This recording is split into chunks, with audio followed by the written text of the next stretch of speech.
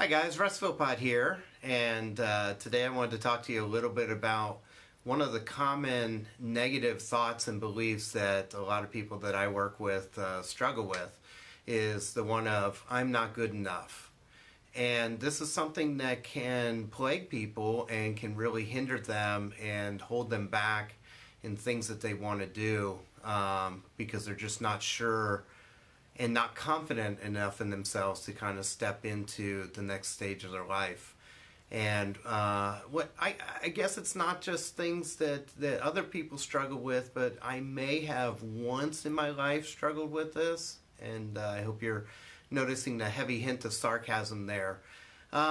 Recently, I decided as a 46-year-old male who has just got through the first year of a new business, I'm thinking, what's the next step in my life? What's the next logical thing that I could do? And obviously the light bulb went off above my head, and the brilliance that is me decided that I was going to start my mixed martial arts career and start taking jiu-jitsu classes, and because obviously that's the next logical step.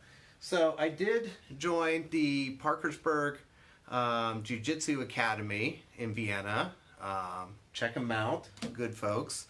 And I went and I was very excited about it, and it's my weekly butt kicking class where I get my butt kicked on a regular basis. But after one class and after a few months, I was feeling pretty good about the progress that I had made. And so a guy said, do you want to, practice afterwards? And I said, sure, let's. And they call it rolling, and that's basically the jiu-jitsu word for sparring. And so we decided to do that. Now he had gone for several years ahead of me. And so we started out where he was in the guard, meaning he was on his back, and I was between his legs above him, and so what typically the person on the ground will do is squeeze their legs around the person on top's midsection, which makes it very, very hard to breathe. And so then he was saying, okay, we'll try to get past this. And so I was working hard, and I had learned some things, but we never really covered how to get out of this position. And so as I'm sitting there and I'm struggling with this, and his legs are getting tighter and tighter around my rib cage, making harder and harder to breathe, that I'm struggling with just figuring out what to do next. And I got more and more frustrated, and I'm expending a lot of energy and a lot of my resources and not making any progress. And eventually I got frustrated enough that he was able to flip me over and end that as I was gasping for breath. And I was very frustrated, and I was like, gosh, there was nothing. And I said to him, there's absolutely nothing I could have done to get out of that. And I said, which in next part was different for me, because normally I would have just said, hey, nice match, gone on my way and licked my wounds, and may or may not have come back because I was pretty much embarrassed, humiliated. I was completely powerless in that situation. But I stepped out of my comfort zone, one, just to roll with him, but then also to ask, hey, I had no idea how to get out of that. Can you show me what you do to get out of that position? And he was able then to show me a few things. And then the next class that I luckily enough, they were working on that very escape on how to better get out of that position. But I realized at that point is I wasn't good enough. I wasn't good enough, and I didn't know how. I didn't have the skills. I didn't have the confidence. I didn't have the experience. And I wasn't good enough to be able to navigate that situation. And so that was a failure. And I learned a lot from that failure. But we have to have a growth mindset that says it's okay to fail. It's okay to get humiliated, but don't stop there. So I think it was Winston Churchill, and I'm going to butcher this, I'm sure, but he said, when you get through hell, don't stop there. So keep going. And so we just don't want to stop when we hit that wall, when we hit that failure. This is an opportunity for us to say, and if it wasn't him that was willing to answer the questions, and he was, but if it wasn't him, if we're stuck in another situation where someone is not willing to help us, just remember that there's all sorts of resources that are out there, whether it be online, through friends, other instructors. This could be martial arts. This could be a toxic, abusive relationship. This could be a financial situation. That there's all these things where we're not good enough. We don't have the skills to get through this problem, this challenge, this situation at this time. But it doesn't mean that we should stop. It means that we need to figure out how to do it.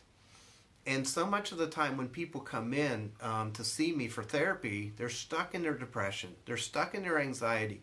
They're stuck in their belief that this can't get better and that they'll never find a way to get through this. One of the other common things that I see is blended families. So much of it is so complicated. There's so many layers that people underestimate with it. And they say, well, what's the path forward? It feels like I'm always stuck in some of these old relationship dynamics. Not only their own, but from their other families that they put together, their relationship dynamics. So there's multi-layers that are going on there. And it makes for a complicated picture. And while we might be smart, resourceful, creative, intelligent, these things, sometimes even the best problem solvers will get stuck in these kinds of situations, especially if we underestimate just how much is going on there. When I was going up against the guy in jiu-jitsu, he had years of tricks and tools and ways to fend off whatever attacks that I was coming at him with. And that wasn't hard, but he had a lot of practice with that. So when we don't know, we admit that we're inadequate. We admit that we're not good enough. But not just to stop there, not to get down on ourselves, but to say, I need some help with this. And once we get the ball rolling, once we get some new ideas, then the brain starts spinning. Then the brain starts creating some new pathways that weren't there before. And it's going to take a little while for the brain to figure out how to travel those paths. So that's where we need to have the growth mindset of being patient with ourselves and understanding the length and the time frame that might be involved with the challenge that we're trying to take on and trying to accept. But we're not good enough, and it's okay not to be good enough, but it's not okay to stop there. So whatever you need to do to get the ball rolling again. Most people, when they come in for counseling, once they get unstuck, once they get things moving again, they know what to do at that point. It's just when we get stuck and then we can't see a path forward. So we need other people to say, wait a second, there's an option here, there's one here, there's one here.